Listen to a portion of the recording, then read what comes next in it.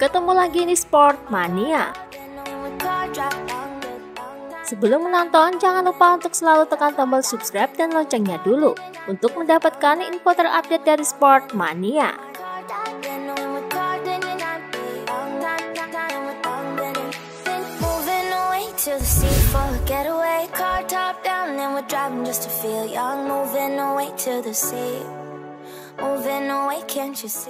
Bagi Valentino Rossi, Dovizioso tak akan tahu hingga 2021 apakah keputusannya untuk berhenti dari Ducati itu tepat.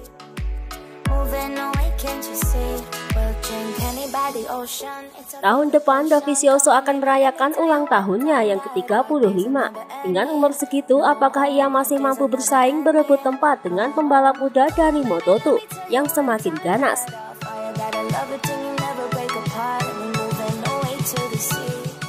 Saat ini ia tidak memiliki jaminan untuk menemukan tempat di MotoGP, dan dengan resiko cuti panjang ini berubah menjadi pensiun.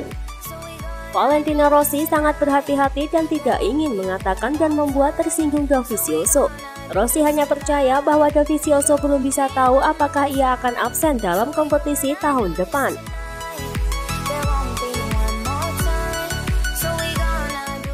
Ini adalah hal-hal pribadi yang saya tidak suka.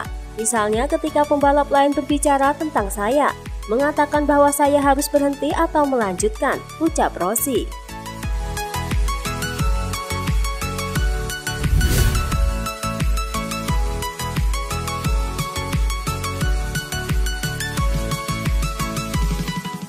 Disampaikannya kepada Speedweek, Danilo Petrucci mengaku sedih persahabatannya dengan Andrea Dovizioso merenggang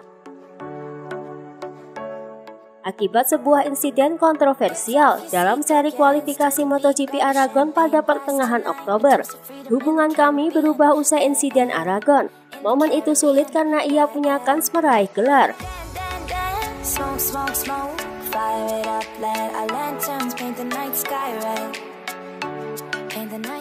Saya sendiri tiba usai balapan yang baik di Le Mans dan ingin melakukan segalanya demi tampil baik. Sayang selama 2 musim di Ducati kami hanya bisa berteman di momen private dan tidak bisa di track, ucap Petrucci.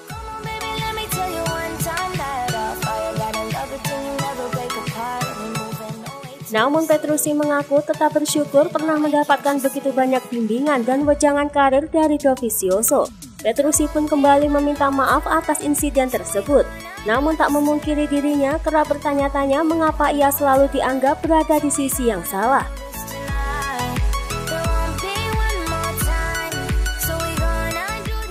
Menurutnya lebih cepat atau lebih lambat dari Dovizioso, dirinya selalu banjir kritikan tajam dari banyak orang.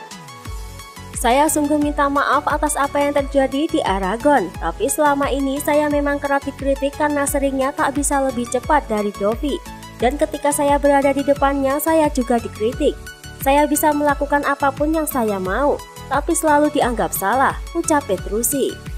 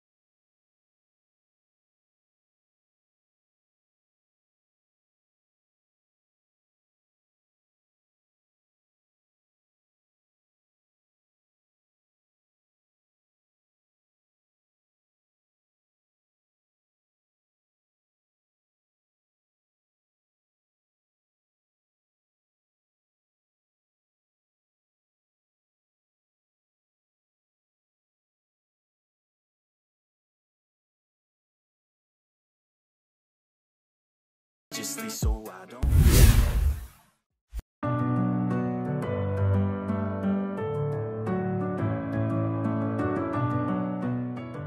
dari Speedweek 28 Desember 2020, Rossi dikabarkan pernah membocorkan frame 2009 Yamaha kepada Ducati.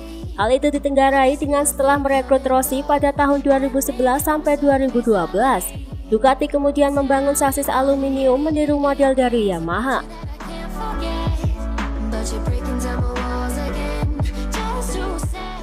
Dari hal itu muncullah spekulasi bahwa Rossi mentransfer pengetahuannya tentang model frame Yamaha M1 yang digunakan pada kejuaraan dunia 2009 kepada Ducati sebagai bahan lustrasi.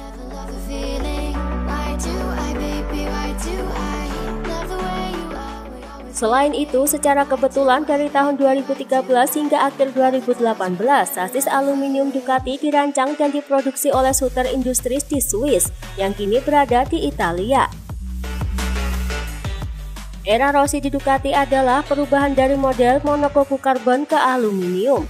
Sasis baru saat kedatangan Rossi 2011 merupakan kelanjutan dari desain monokoku karbon sebelumnya dalam menggunakan mesin sebagai bahan penahan tekanan, namun dengan menghilangnya serat karbon dan menggantikannya dengan aluminium dalam upaya untuk mendapatkan lebih banyak kelenturan.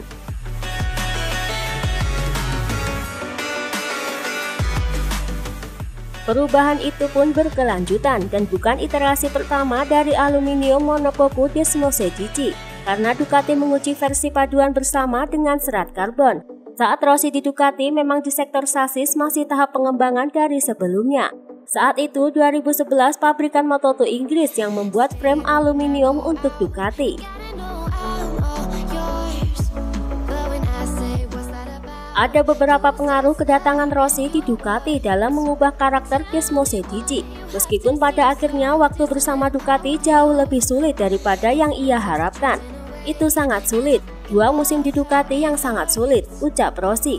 Bagian tersulit adalah kurangnya kemajuan, meski banyak perubahan yang dilakukan pada mesin Ducati. Periode ini sangat membuatnya frustasi dan sedikit yang berubah pada pengembangan motor, ucap Rossi.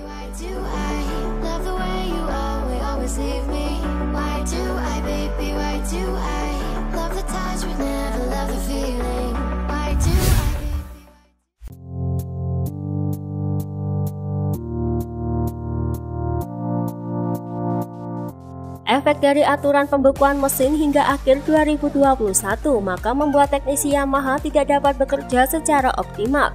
Peningkatan daya baru akan difokuskan setelah tahun 2021. Untuk musim 2021 kami cukup yakin dengan mesin kami dalam hal kehandalan.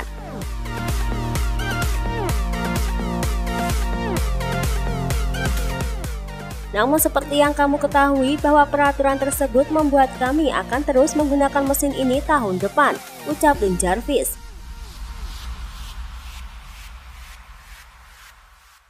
Dikabarkan bahwa Yamaha tidak bisa meningkatkan top speed mereka pada musim depan. Dalam konteks ini adalah pencapaian top speed yang memang kalah sekitar 10-15 km per jam dari Ducati GP20. It's going to be a chance. It's going to be a braking maneuver. Turn 1, Jack Miller goes to the inside. Is he going to pull it down to the apex? Bahkan jika mengacu pada data MotoGP.com, Yamaha kerap berada di deretan paling bawah. Kami masih kehabisan daya, jadi untuk meningkatkan lebih banyak maka kami harus menunggu hingga tahun 2022. Itu ketika kami dapat mengembangkan atau menggunakan pengembangan pada mesin baru, ucap Lin Jarvis.